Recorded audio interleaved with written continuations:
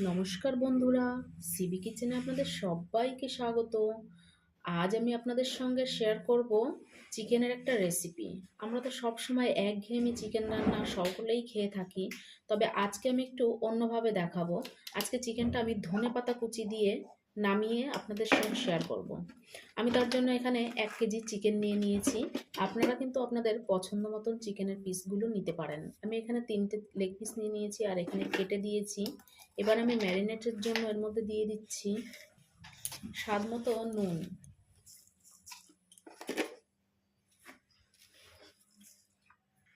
আর পরিমাণ মতন হলুদ গুঁড়ো। এবার আমি নুন আর হলুদ খুব ভালো করে মাংসের সঙ্গে মিশিয়ে নেব।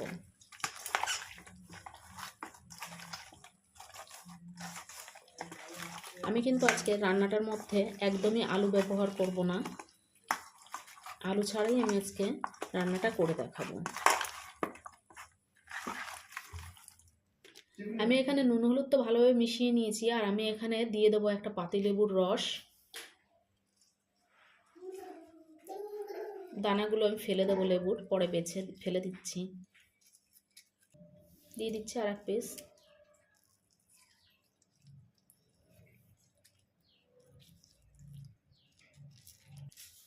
এই লেবুর রস বা টক দই দিয়ে একটু চিকেনটাকে মেখে রাখলে যে চিকেনের যে একটা একটু গন্ধ আসে, যে আষ্টে গন্ধটা, সেই গন্ধটা কিন্তু থাকে না। লেবুর এই দানাগুলো আমি ফেলে দিলাম। এবার আমি আর একবার খুব ভালো করে মাখিয়ে নেব। মাখানো হয়ে গিয়েছে। আর আমি এখানে বড় সাইজের 2টো টমেটো কেটে নিয়েছি। এখানে 4টে আমি রসুন নিয়ে নিয়েছি, এখানে খোসাগুলো ভালো করে ছাড়িয়ে পরিষ্কার করে নিয়েছি। আর এখানে 6টা পেঁয়াজ কুচিয়ে নিয়েছি, আর এখানে কিছুটা ধনেপাতা। আমি টমেটোগুলো মিক্সিতে একটু মিক্সড করে নেব। এবার মিক্সড করে নেব। রান্নাটা করার জন্য আমি কড়াই বসিয়ে দিয়েছি। দিয়ে দিচ্ছি সর্ষের তেল,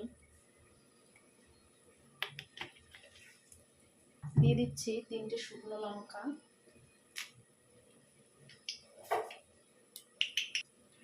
ফোড়নে দিয়ে দিচ্ছি কিছুটা গোটা জিরা, দিয়ে দিচ্ছি 4টে এলাচ, 4 টুকরো দারচিনি আর 5টা লবঙ্গ।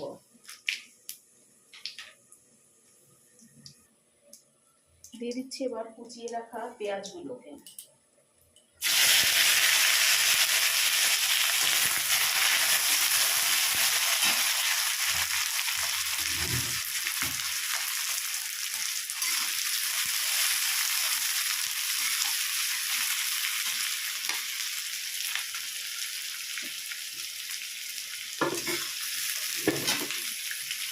পেঁয়াজগুলো একটু লাল লাল করে ভেজে নেব।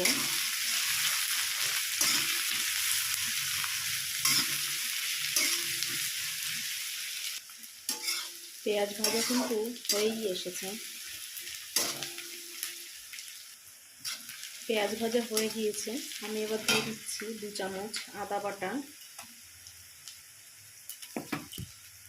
দিয়ে দিচ্ছি 2 চামচ রসুন বাটা, দিয়ে দিচ্ছি খুব সামান্য নুন। এই আদাটা দিলে যে আদা তেলটা ছিটকায়, নুনটা দিলে ছিটকাবে না।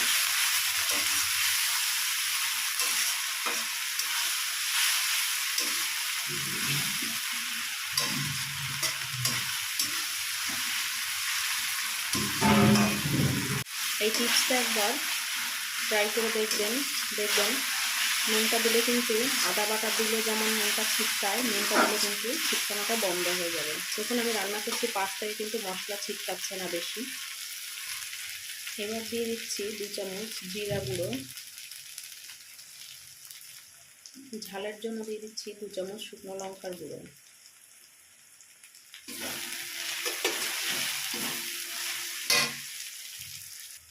দিয়ে দিচ্ছি টমেটো বাটা,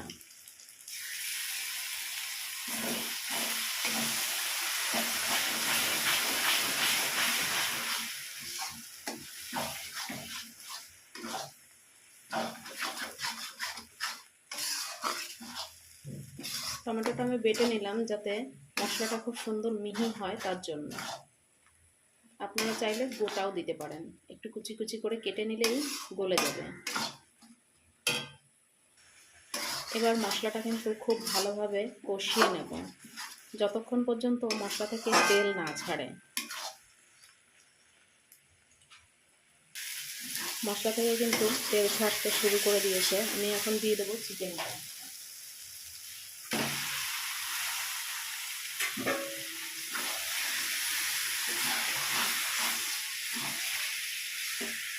চিকেনটার সঙ্গে খুব ভালোভাবে মশলা মিশিয়ে নেব।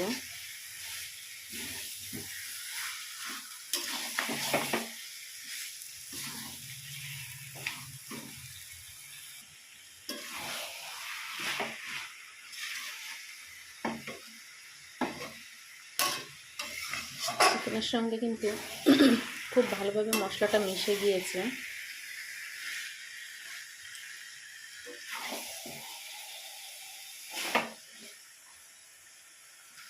আমি এবার কিন্তু দিয়ে দিচ্ছি রসুন চারটে। এখন দিয়ে দিলে রসুনটা খুব ভালো সেদ্ধ হয়ে যাবে।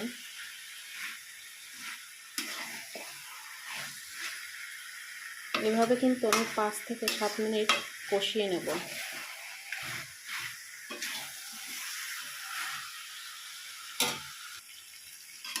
আমি কিন্তু 5 থেকে 7 মিনিট কষিয়ে নিয়েছি। এবার আমি জল দিয়ে দেবো এর মধ্যে। দিয়ে দিচ্ছি জল।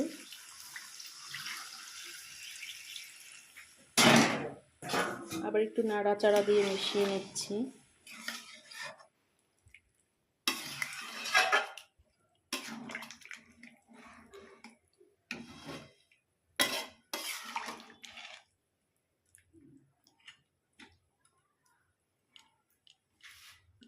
আর সামান্য জল দিয়ে দেবো।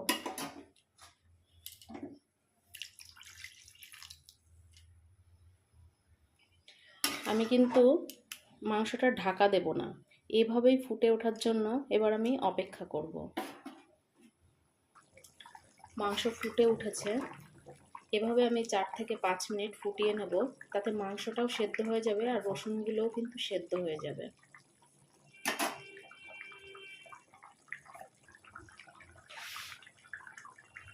রান্নাটা হয়ে গিয়েছে।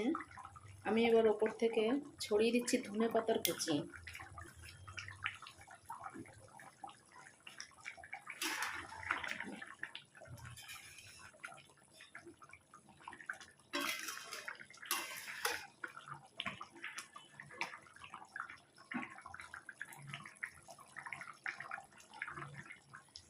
এভাবে ধনেপাতা দিয়ে চিকেন রান্না করলে কিন্তু খেতে কিন্তু খুবই সুস্বাদু লাগে। আপনারা অবশ্যই একবার এই রান্নার শেষে একটু ধনেপাতা কুচি দিয়ে চিকেনটাকে নামিয়ে নেবেন, দেখবেন খেতে কিন্তু খুবই সুস্বাদু লাগবে। ভিডিওটা ভালো লাগলে অবশ্যই বন্ধুদের সঙ্গে শেয়ার করে দেবেন।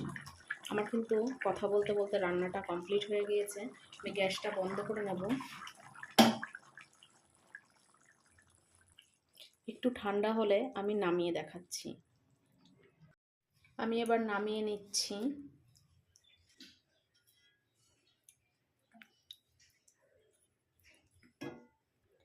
এই অল্প সময়ের মধ্যে এই রেসিপিটা কেমন লাগলো কমেন্ট করে কিন্তু জানাতে ভুলবেন না।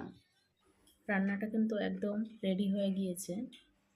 এটা কিন্তু গরম ভাতের সাথে, নান, লুচি, পরোটা, পোলাও সব কিছুর সঙ্গে খেতে কিন্তু খুবই সুন্দর লাগবে।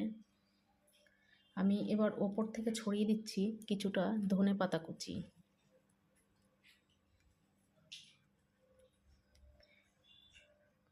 দেখুন ভিডিওটা কেমন লাগলো কমেন্ট করে জানাতে ভুলবেন না। ভিডিওটা ভালো লাগলে কিন্তু অবশ্যই একটা লাইক করে যাবেন। আসছি পরের ভিডিও নিয়ে, ততক্ষণ সুস্থ থাকবেন, ভালো থাকবেন।